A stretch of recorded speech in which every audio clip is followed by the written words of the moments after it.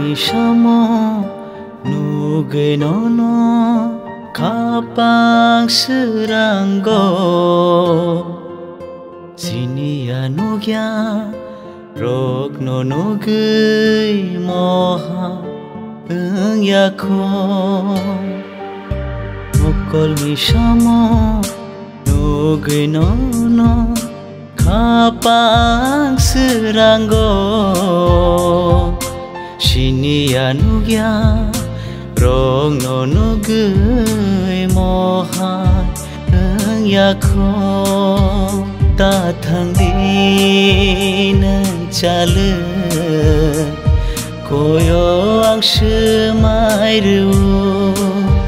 lang ma tong sang no no harna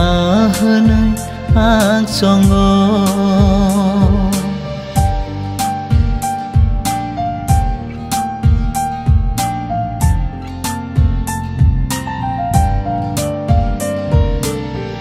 ani tong majoto bebak nini mangno shandinung jesfana rufainai bebanono langma denung ba ani shan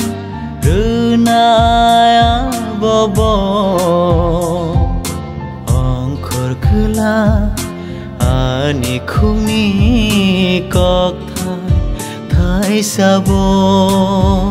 ta thang di nang chale koyo ang shmai ru lang ma tong sa no no karna hanai ang songo